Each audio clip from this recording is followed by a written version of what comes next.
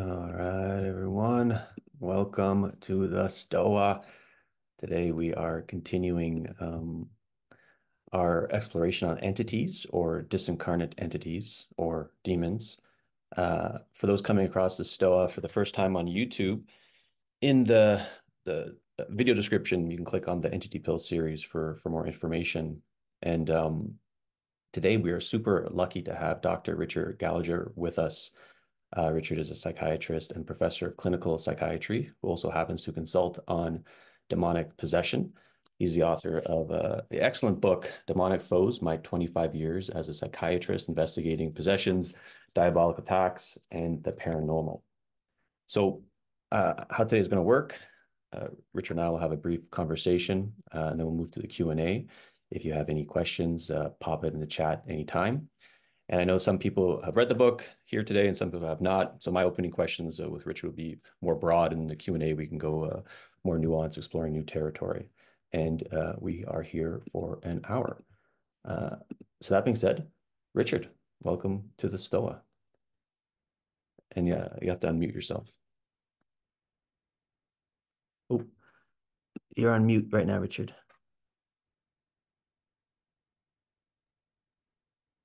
Sorry about that. Thank you for the invitation.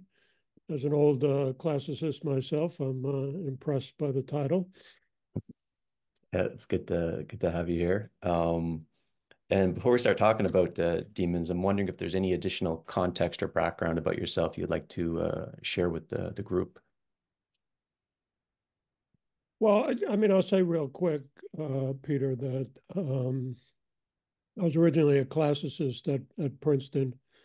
I was a very serious student of the classics and was thinking of going to graduate school in classics.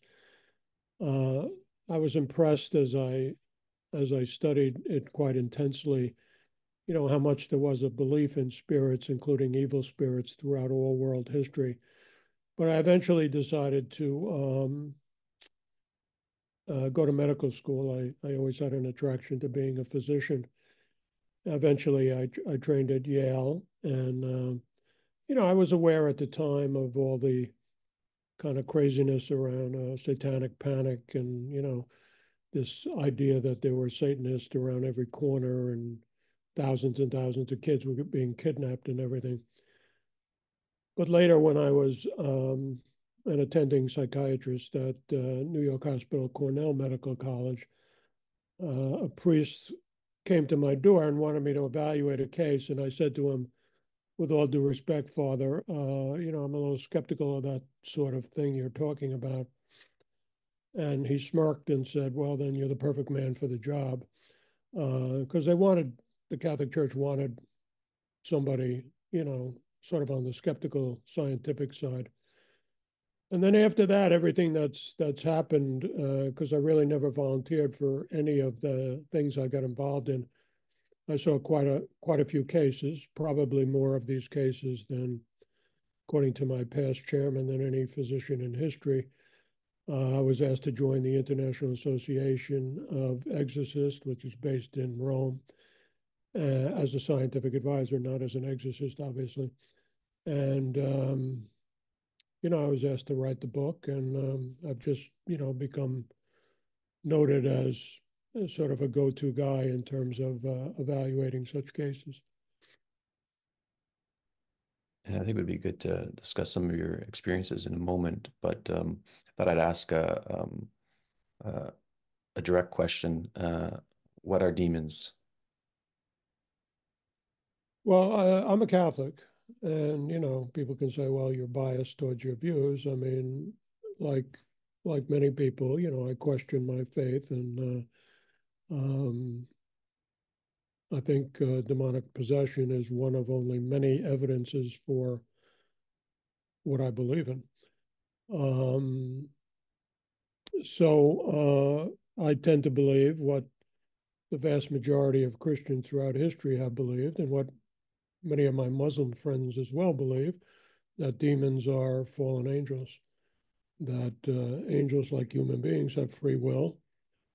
Some of them rejected following God's plan, and they exist in some kind of existence, and they not only seem to hate God, but they seem to delight in attacking God's creatures, us all.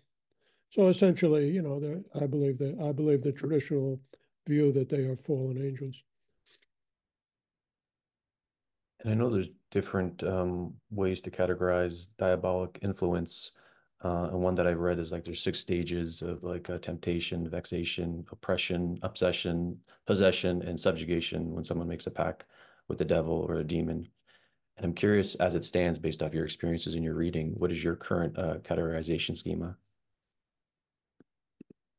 Well, different cultures, even within the Catholic tradition, break up these things differently. A typical American uh, terminology is to make a distinction between, first of all, temptations and sort of human limitations. I mean, nobody's thinking that demons are behind all the evil in the world. Quite the contrary, human beings seem to have a great capacity towards evil all on their own, as well as towards goodness, of course. But when you talk about an overt attack, by that I mean evidence of a clear activity, negative activity, assaulting activity on human beings, we basically regard that there are three categories. The Latin is infestatio, which means infestation, an attack on a place. Oppression, which means some kind of broad category of demonic attack on an individual. And then the sort of zenith of such attacks is when demons can actually control human action. For instance, putting somebody into a trance, speaking out of them, et cetera, et cetera. The rigorous criteria that we do use, and that is called a possession. So I would say infestation, oppression, and possession are the main categories. People sometimes break it down into some of the categories you mentioned, like vexations. And what would determine something as a genuine case of infestation, oppression, and a possession rather than a mental illness? Well, of course, one of the reasons I wrote my book, thank you for mentioning it, Demonic Foes, is I want to make sure that people don't confuse the two, because I do regard them as separate categories. I don't regard mental illness as caused by demons or anything. I'm a pretty mainstream psychiatrist.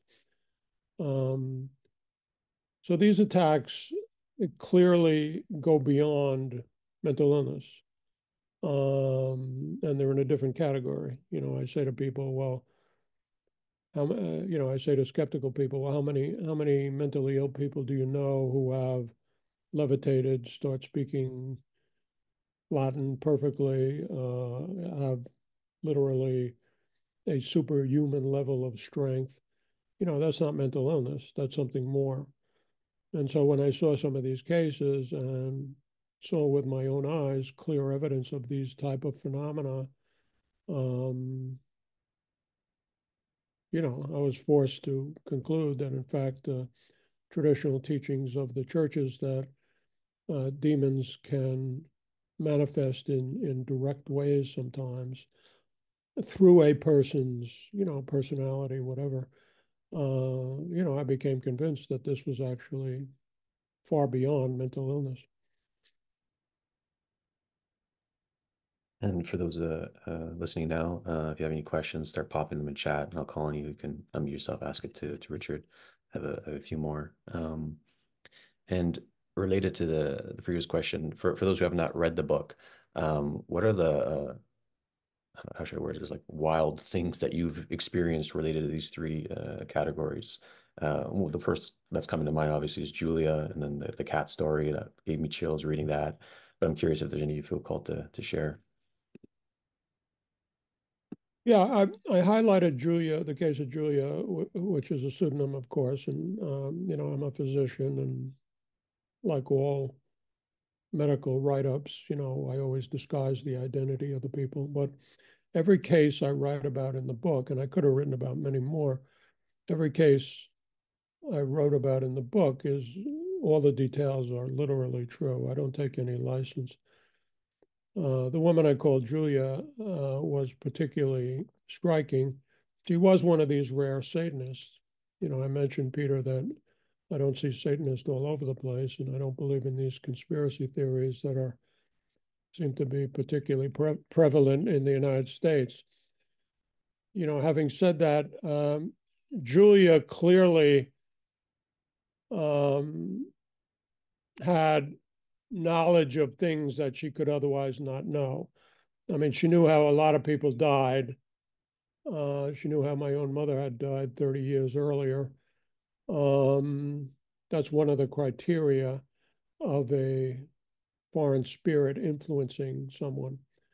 Um, she could even see people at a distance, what the paranormal people call remote viewing. For instance, she was talking one time about the chief exorcist, who was a guy who became a friend of mine, a big American ex-Marine who was one of the most prominent exorcists at the time in America. And she said, I can see what he's doing now. And now I knew he was 100 miles away.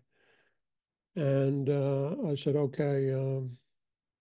I had an informal relationship with her by that point. I was not a doctor, and I was not her doctor. I don't treat any of these individuals. I just do evaluations. And I said, okay, Miss Smarty Pants, tell me what he's doing. And she said, well, he's walking along the beach. He's saying his mumbo jumbo prayers. I said, what is he dressed in? She said he's dressed in khakis and a blue windbreaker. So I immediately called my friend, the exorcist, and I said, you know, Father, how are you doing?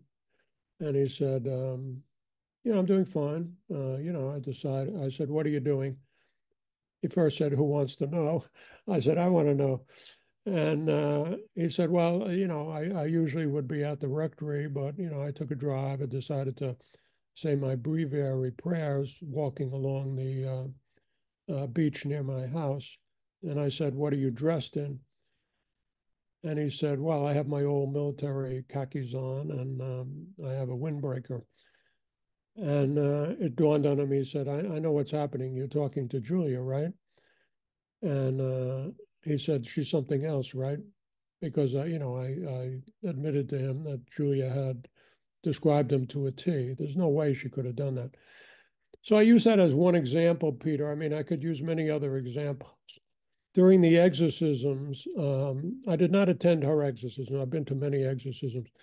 About 8 people told me she levitated. And I've had about 35 people in my life describe to me a levitation during exorcisms, especially, but outside. I talked to another woman and her deacon, who was a relatively inexperienced guy, big 200-pound guy. And this other woman who was possessed, who was 90 pounds, soaking wet. When the demon manifested, the demon threw him across the church hall.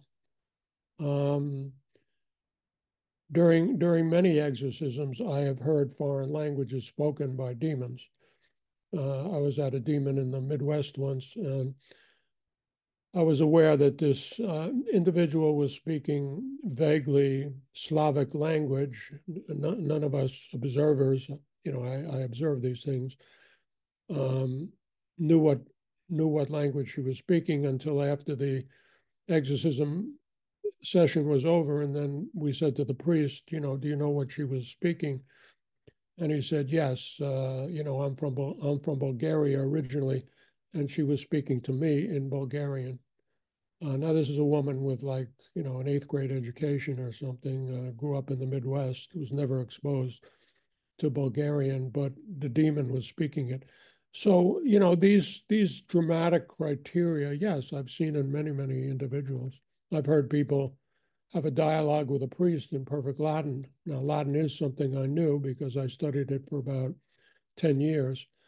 Um, so, you don't have to convince me that there is this dramatic evidence. And again, I say to people, that's not mental illness. And how did you personally experience this? Like when people are displaying forbidden knowledge or speaking in Latin, is there like fear in your body, your system, or do you spiritually acclimatize to it? Like how do you personally relate to it? I'm sorry, Peter. I was getting a call on Bluetooth. Can you just repeat your question? Yeah, when you especially when you first experience these things, like people expressing forbidden knowledge or speaking Latin, like were you afraid? Like how did you react to it personally? Well, as a physician, you're dealing with, people in life-threatening and traumatic situations. You develop a little bit of phlegmatic nature when you see strange things. I will say that I don't regard myself as fearful about any of this, but especially early on, it was creepy. I had a conversation once with an exorcist, and demons will say things like, I'll clean up the language, but they'll say things like, "She's ours, you effing priest, leave her alone." And I'm having a conversation with this other priest, and he's inviting me to an exorcism. Again, an exorcism I couldn't go to, even though I've been to many. And over the phone line, that same voice came in. I mean, I could recognize the voice from what I had heard from the woman, and said the exact same thing. We told her, you effing priest, leave her alone. She's ours. And I was pretty startled by that. This was relatively early on. In fact, this was the Julia case as well. And I said to the priest, "Did you hear that?" And he said, "Yeah, Rich, with these very dramatic cases, these odd things will happen even to over the phone." Now, that was the only time in my life to get back to your question. That was the only time in my life the hair on the back of my neck literally went up. So it sort of convinced me that that phenomena, that you read about in novels, actually occurred to me. Other than that, I would say yes, I get creeped out by some of this stuff, and it to me it's more sad and tragic. What people have to undergo. I'm a physician, so I empathize with their suffering more than anything else. And that's my more overwhelming reaction emotionally when I witness this stuff. Yeah, it's definitely be creepy. So we'll pivot to the Q&A. A lot of good questions in the chat. So I'll call on you. Just unmute yourself, ask your question, and just one follow-up question if you have one. Uh, Sarah, you're up first. Thank you. Hi, Dr. Gallagher. Thank you for speaking with us today. My question was, I'm curious about the event that made you go from skeptic to believer and how you grappled with that shift in mindset. Like, how long did it take you before you fully accepted that these things really exist? Was it a quick acceptance, or did you have to really wrestle with it for a while? Well, like a lot of good questions, it has a little bit of a complicated answer. I'll try to keep it, relatively simple. When HarperCollins, put out a blurb on Amazon about my book, they said, Dr. Gallagher moved from cynicism to firm belief. I was never a cynic about this issue, nor was I completely skeptical. I had been brought up Catholic. I heard, the stories. When I was very young, I saw the Exorcist movie, and I knew that it was loosely based. It was not firmly based on a true case, as many people think, but it did take elements of that case and then change the gender of the girl, for instance. So I had an open mind about it. What I didn't think is that I would ever really see one of these cases. I felt that they historically might be extremely rare. And they are rare. And, I mean, nothing in what I'm saying should indicate to the audience that I think these are common phenomena, the way, say, some fundamentalist thing. I think they're rare, especially possessions. So I would say that I always still go into a case with a little bit of skepticism. I'm not jumping to the conclusion. And the Catholic Church, and I would say the Christian churches, and other religions too, who believe in this stuff. Christianity is not the only religion who believe in possessions. Quite the contrary. This is a belief that really is very transcultural.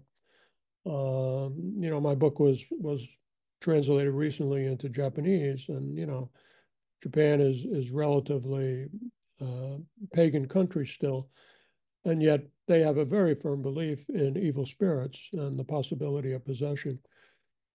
So, especially as I got more and more aware of the literature in this area and talking to literally hundreds of people, whatever residual skepticism I had that, these things are so rare that, nobody's ever going to see them, sort of faded away. And of course, by this point, I'm unequivocally convinced that these are real phenomena that are not common, but are not quite so rare either.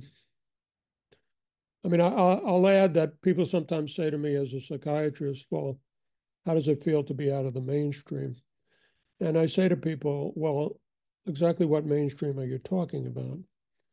Western psychiatrists, sure. I mean, most psychiatrists are skeptical of this stuff, in part because we also see mentally ill people who complain about being demonically attacked all the time, who claim that they're hearing demonic voices, for instance, or aliens or the FBI or whatever. So psychiatrists as a group are a little more skeptical and agnostic of these phenomena, but they're not really talking about the same thing I'm talking about. They're usually talking about things like dissociative identity disorder or schizophrenia or other types of psychosis, or maybe just sociopathic people. None of those people, do I believe, are possessed. But when it comes to the mainstream, I say to people, what mainstream are you talking about? Most Americans, I think it's a little less so in Europe, but most Americans believe in evil spirits. Most people around the world believe in evil spirits. I mean, you go to Africa, everybody believes in evil spirits. You go to Haiti, everybody believes in evil spirits. Even in East Asia, there's a broad view of spirits, malign and benign. But throughout world history, and that's where I started in discussing with Peter, when I was a classicist at Princeton, I was aware that the ancient world absolutely believed in evil spirits, even the pagan world, or at least spirits that could be malicious, put it that way. So I wind up saying to people, what mainstream are you talking about? I don't think I'm out of the mainstream, although, it's possible that, a lot of scientifically sophisticated Westerners don't believe in these phenomena, but I don't see what I'm doing as anti-scientific. So I do think one has to go into this field with skepticism about any individual case, but I'm certainly not skeptical overall at this point. Any follow-up, Sarah? No, thank you very much. Okay, Christina, you got a question? Hi, Dr. Gallagher. I appreciate the balance between the skepticism and the open-mindedness. I had a question about I guess it's not really about possession, but just sort of if people who are more spiritually or religiously inclined, if they're more susceptible to attack or threats from demonic entities. I just, from my own life experience, I grew up an atheist, but the two times in my life where I became more interested in religion and made a religious commitment, or was thinking about making a larger religious commitment. The first time I was joining a church. The second time was joining a Buddhist Sangha. I were two of my experiences that I experienced something both supernatural and seemingly malevolent. And I'm just wondering if there's some kind of link there. And then other times in my life, where I've been completely in my science world and kind of closed off to religion and spirituality, I've never had an issue. So yeah, I was just kind of wondering about that for myself, but also in general, what maybe makes people more susceptible, or if skepticism kind of acts as a deterrent. Yeah, another good question with a complicated answer. You'll hear highly skeptical people say, well, how come this stuff only happens to, Christian fundamentalists? I do think that Christian fundamentalists exaggerate the prevalence of this stuff. But, to the contrary, I would say that possessions have occurred in all cultures. And in a way, if you have no beliefs, you tend to be a little more in despair about it because, you're confused about what's happening and you don't know who to turn to for help. But certainly, possession, again, these rare possessions, they usually happen to people who either have seriously become involved with dark forces in some way, sometimes unwittingly, but have immersed themselves in occult, black magic, that sort of thing. And there's a wide variety of those phenomena in all cultures. And/or have turned to serious evil in their life in some ways. Um, so, possession by and large, and again, it's a larger topic that we could talk about for a long time, but possession by and large does not just happen to anybody. It happens to people who have, in some ways, consented to dealing with the dark realm in some way. Sometimes, not in any way with intention. And of course, that can happen in any culture, and it has happened in every culture. Probably the most comprehensive book on possession was written about 130 years ago by a German professor named Tragot Osterreich.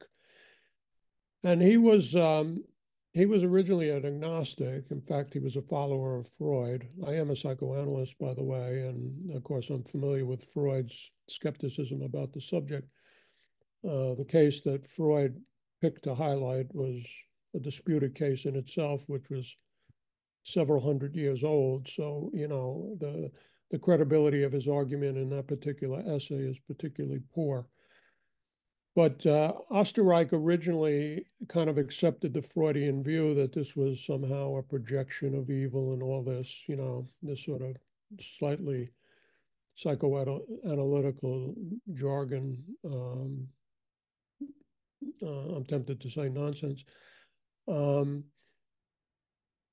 then Osterreich, who was a professor of both philosophy, I believe, and psychology, the emerging field of psychology at the time, he studied these cases so intensely throughout history that he said there's got to be something more. The psychoanalytic explanation is simply inadequate. He actually became a believer. He never became a religious person, but he became a believer in the, current field of parapsychology as he understood it. And he said, look, there are just too many of these phenomena throughout history reported in all cultures that there's got to be some larger, call it spiritual or parapsychological explanation. Most of us in the field now are skeptical about paranormal explanations, which we regard as pseudoscientific. I mean, the whole field, I think, is pseudoscientific. But the paranormal is attempting in a secular modern way to explain what phenomena throughout history was regarded as spiritual, either supernatural or what they call preternatural, which is demonic. So does that answer your question? I mean, look, all cultures, and in fact, Osterreich concludes at the end, he says the transcultural similarities. I mean, obviously people have different conceptual systems of explaining this. I, as a Catholic, believe in fallen angels. Muslims believe in fallen angels too. Hindus, believe in the gods and goddesses, and some of them are malicious. So the cultural explanations will differ. But what struck Osterreich, who gave literally thousands of cases in his book. I mean, it's a 700-page book that's been translated in German. Actually influenced William Peter Blatty before he did the movie. He winds up saying, number one, the transcultural similarities are quite striking despite the different interpretive schemas throughout history. And he also says some of these cases, I mean, he never quite comes out and says, I believe in demons, but when he's writing about some of these cases, he says, some of these cases are so striking that it almost makes me want to believe in evil spirits, He never quite took that last conceptual step.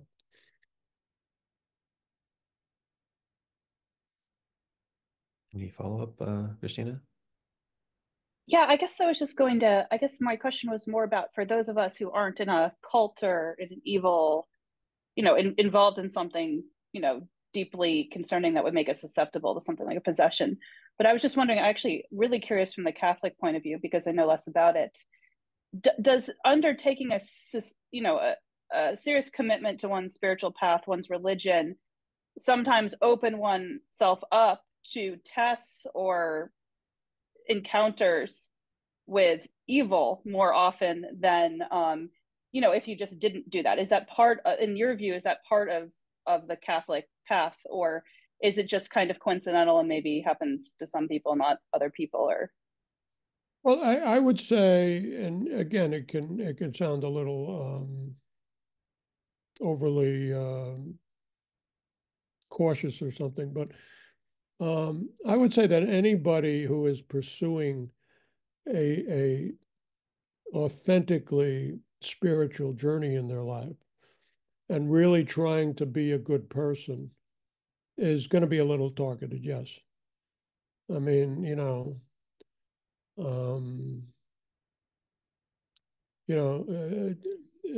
Jesus said something about the mediocre, I mean,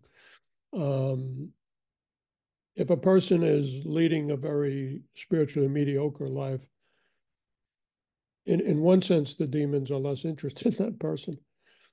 Whereas many of the great saints throughout history, some of whom have also been not possessed, but attacked in some ways, even overtly, I believe that they are more targeted. And I believe that, say, all good, to make it a little parochial, all good Christians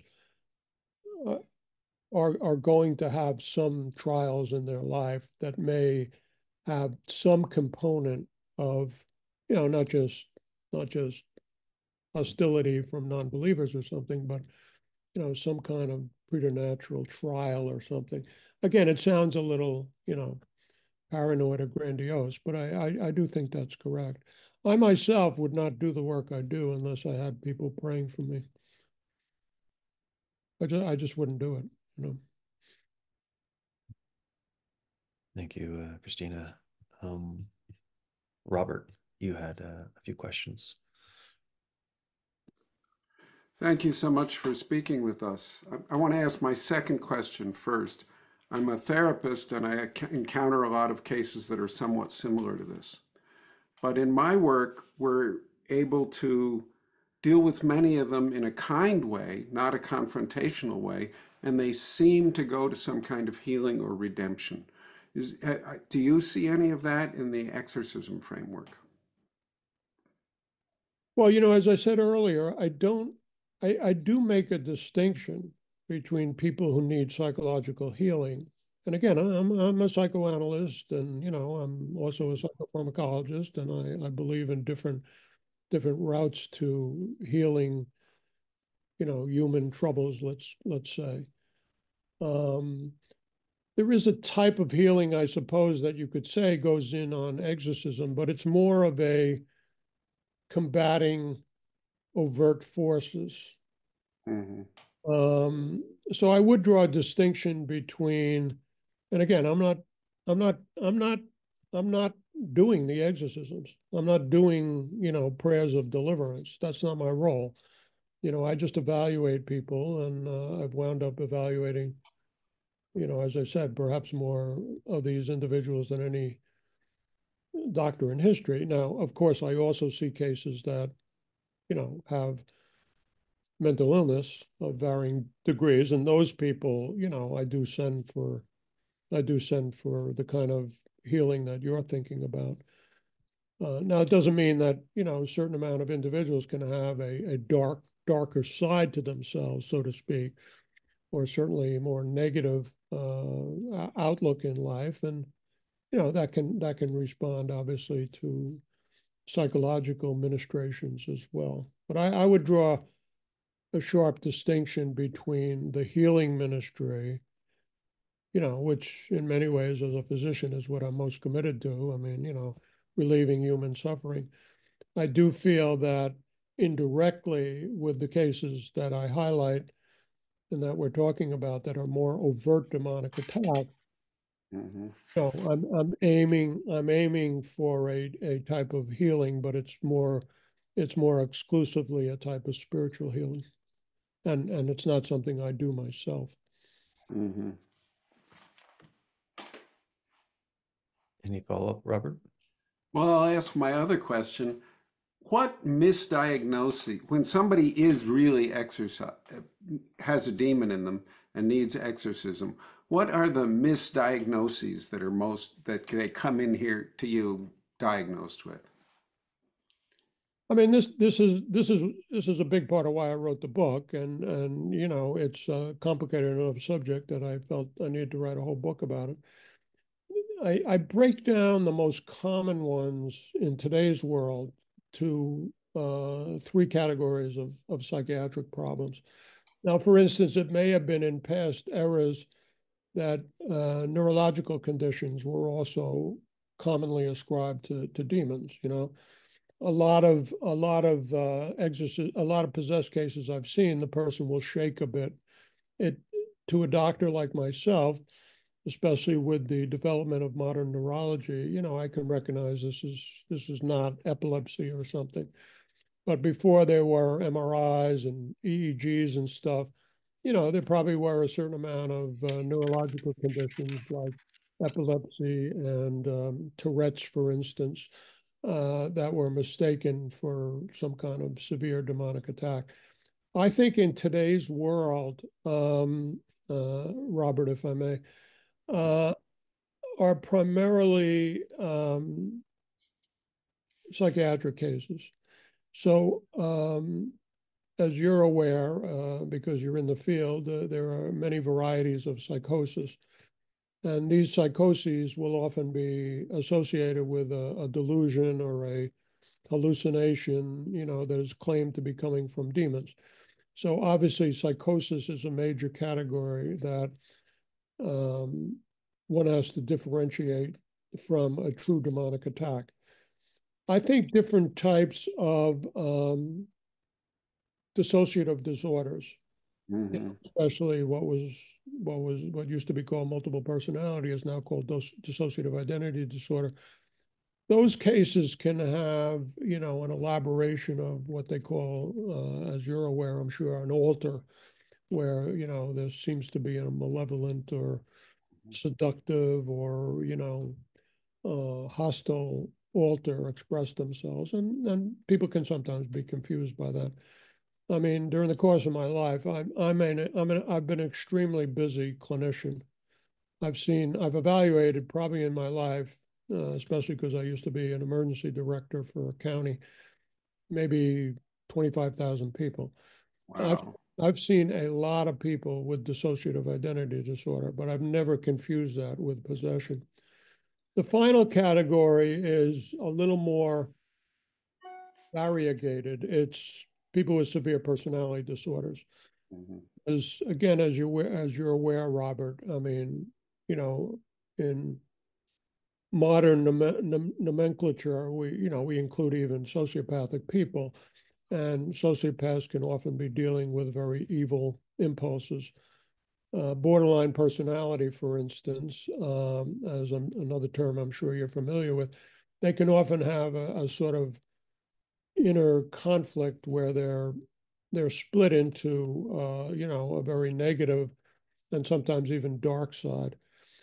And I think especially, I would say, fundamentalists may, in dealing with the power of negativity in these people's lives, or in the case of a sociopath, outright evil, can sometimes mistake that for, oh, this person must be possessed by evil or something. And again, I think in our field we have to make a sharp distinction. Awesome. Thanks, Robert. All right, we got some good questions. Let's see. Jonathan, let's go with you next. Thank you, and thank you for this Q&A. So a question that popped up in me in regards to this spirituality versus skeptic frame is what movements or cults are drawing people into demonic risk, and why do people get drawn into these practices? The second part of your question was, why do people get drawn to these practices? sort of like cults and stuff like that? Yeah, like this particular kind of cult that puts into this kind of risks. Yeah, again, overt dark cults like Satanists, they exist. I mean, I have met a number of those people. In fact, just this week, I met a guy who had been abused by Satanists. Very credible story. So I think there are some of these very dark cults, but there are a lot of other cults that sort of mix exploitation and abuse, sex cults, sort of different type of pagan cults, neo-pagan cults, which are often a rebellion against more traditional religion.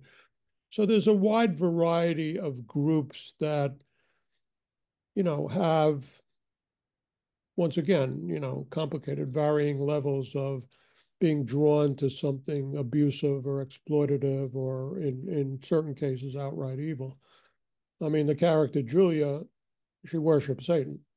It was quite clear why she became possessed, actually. These other cults, which may be flirting with differing levels of something evil or dark, and there are people who get involved in black magic or witchcraft, stuff like that. I mean, they're not all like horrible people, but they're dealing with something darker than they imagine, and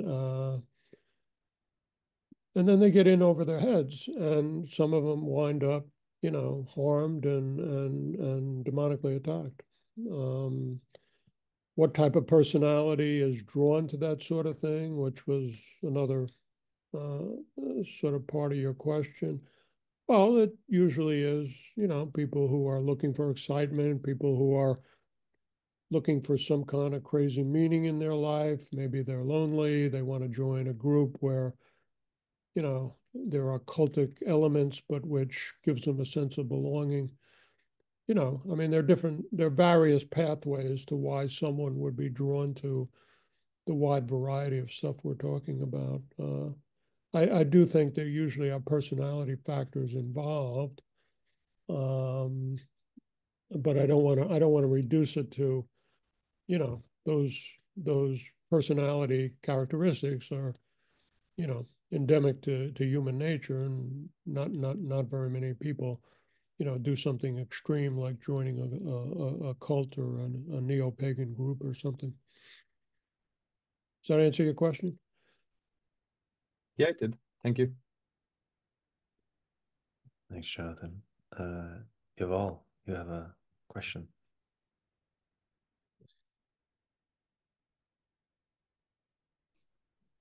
Hey, thank you, Dr. Gallagher, for sharing your experience. I was wondering, in terms of possession from entities.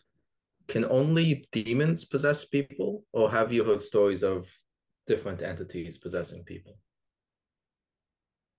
Well, it's again another good question that opens a whole another question, which I think is very fascinating. It's the question of whether possessing entities pretend to be something else. And it's quite clear that at times they do. In fact, I would say characteristically they do.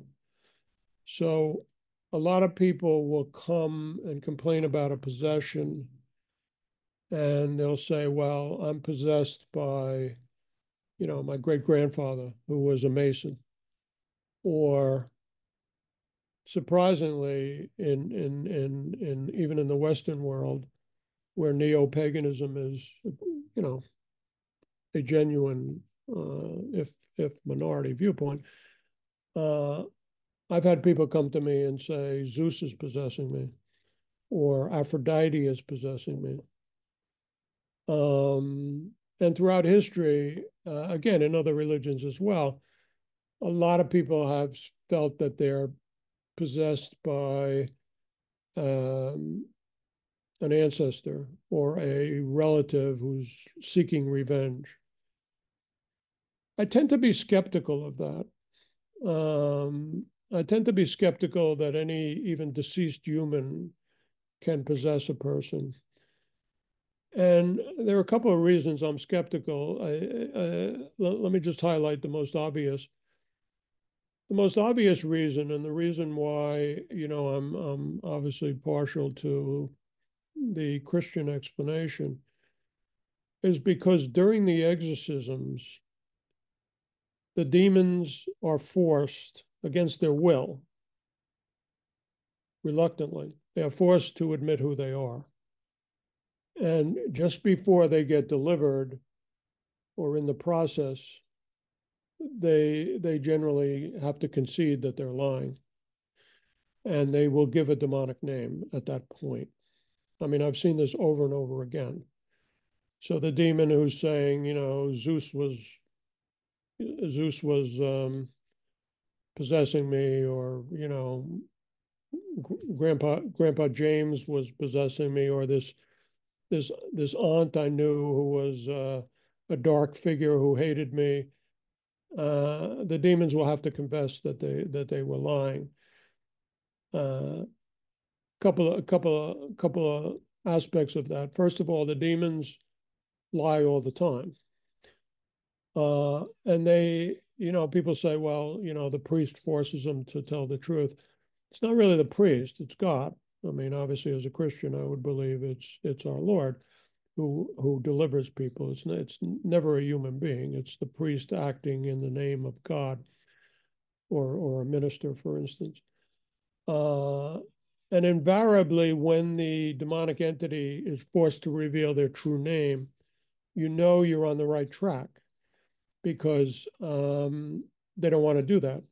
I mean, if you think about it, they've hidden themselves throughout history, and partially they want to hide from people, although partially they want to terrorize certain other people. The strategies are always very individualized. As a classicist, I was fascinated by the whole idea of demons pretending they're gods. This is something that was figured out, in my opinion, by the Jewish thinkers pre-Christian. The ancient Hebrews, became very aware that what the pagans were sacrificing to gods were really sacrificing to dark forces. And even before Jesus came along, especially in the intertestamentary literature, the Jewish thinkers had figured out that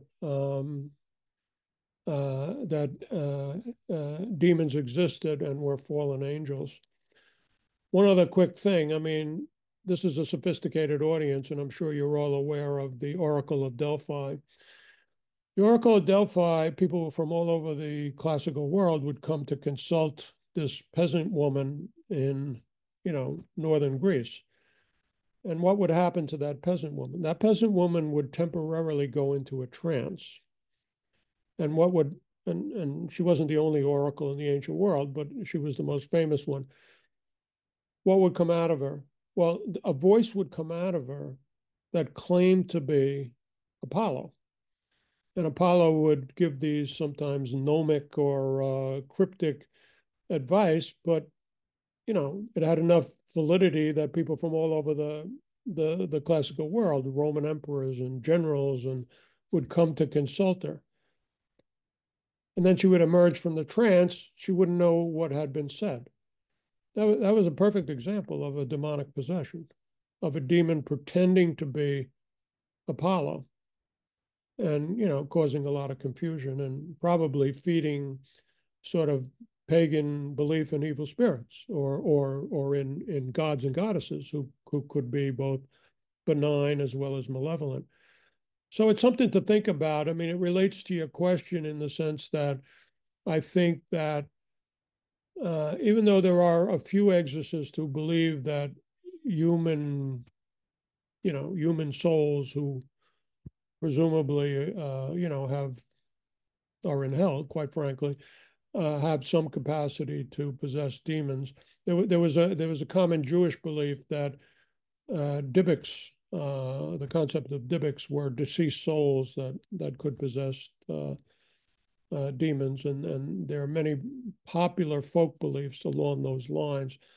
I'm not convinced that all these cases are not only aren't evil spirits themselves, but also are evil spirits who can pretend to be a lot of different entities, including deceased human beings. That's my view. Any follow-up, share, Yuval? No, interesting. So it's like those shape-shifting liars. Thank you. Absolutely. And they can, I mean, the other amazing thing is they can manifest in many different forms, even visible forms, dark shadows, probably ghosts, probably, sprites and river spirits and stuff like that. And they've done that throughout history. And their main job has been to intimidate, as well as corrupt, has been to intimidate, scare people. I mean, it's a little bit like dealing with sadists. We're all aware of sadists.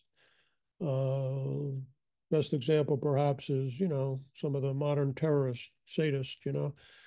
Human beings can be sadistic, and these evil spirits. I mean, they probably have very few pleasures, but I think one of their pleasures is to confuse and torment and trouble people. They can't really attack God, but they can attack still God's creatures. Thanks, Yuval. And we're approaching the top of the hour, so we'll sneak in one more question. Jason, you had a good question to close us out. Thank you, Richard. I hope you can hear me properly. Just change mic. My question is, in the Christian context, how would you explain the presence and existence of demons when an omnipotent good God exists? And what is that role? And it kind of overlaps with we've had a few speakers talk about an ecology, so angels and demons and the paradox therein and the kind of universal balance. But within the Christian context, how would you explain the suffering that is caused by demons, even to Christians themselves?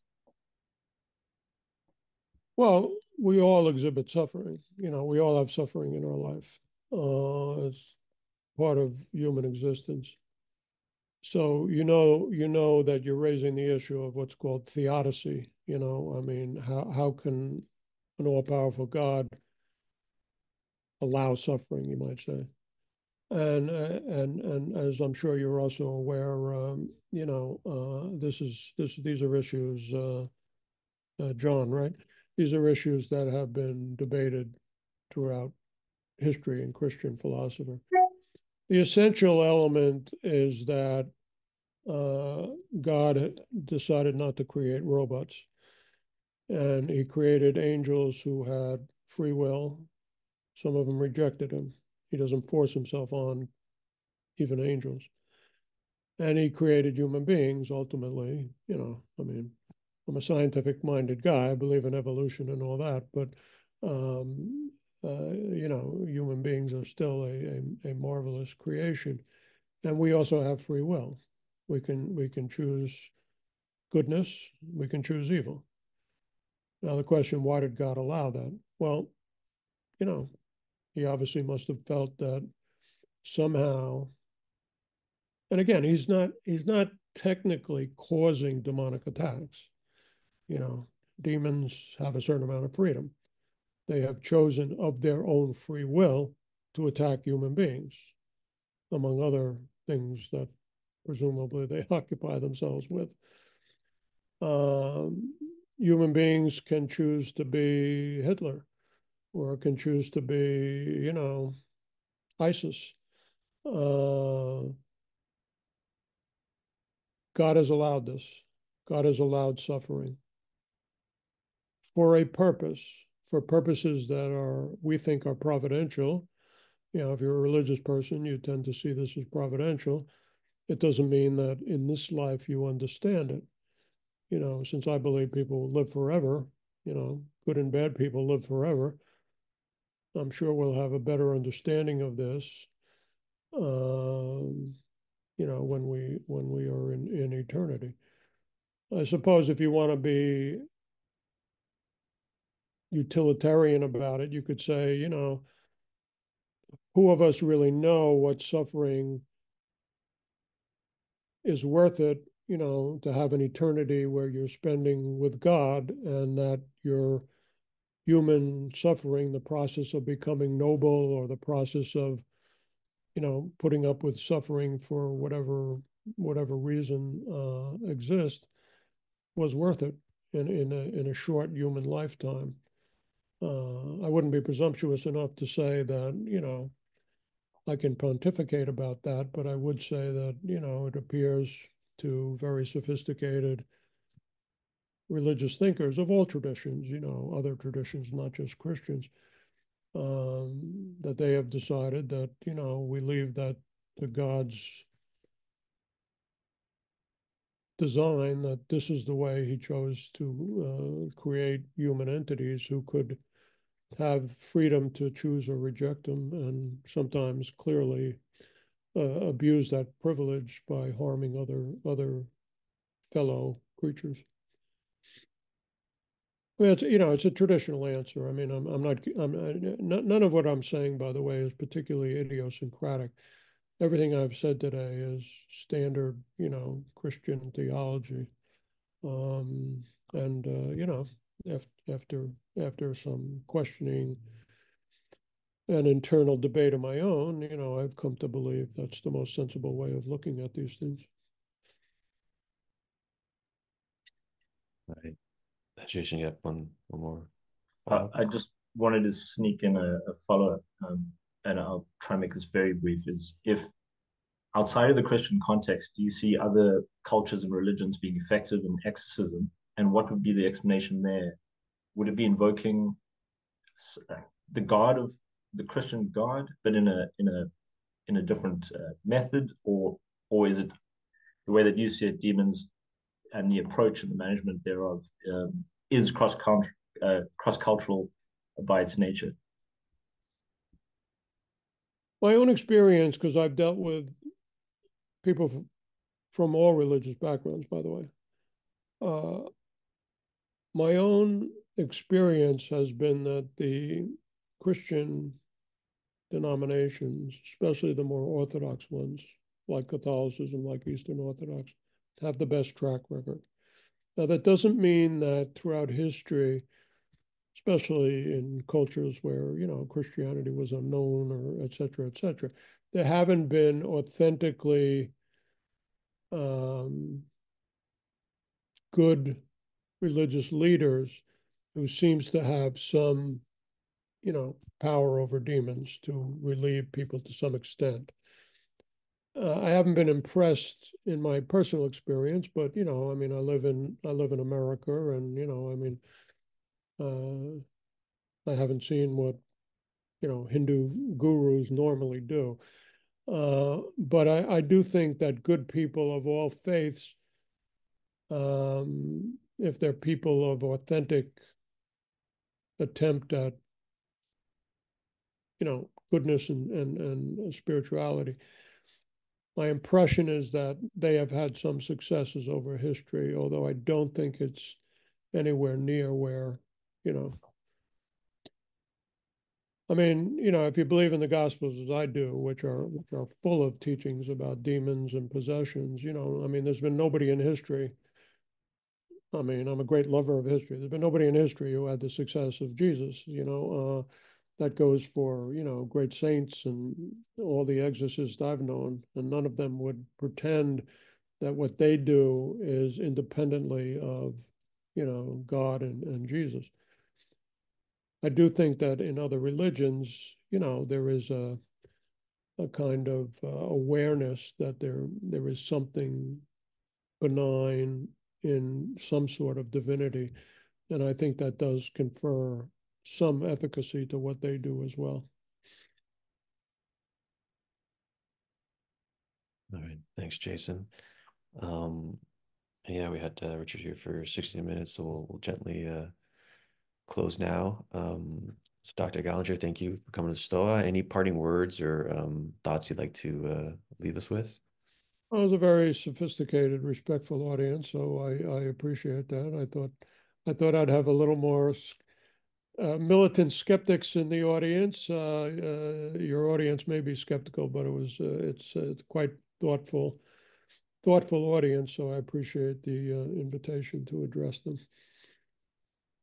Beautiful. Yeah, it was great to have you here, Dr. Gallagher. And the series will continue, the entity pill series that we're having. We have another session with Sean next week on integral theory on non-human intelligences, and then we'll have next Saturday kind of a closing dialogue, which will continue some of the threads here today. So that being said, Dr. Gallagher, everyone, thanks so much for coming to the Stoa today. Thank you.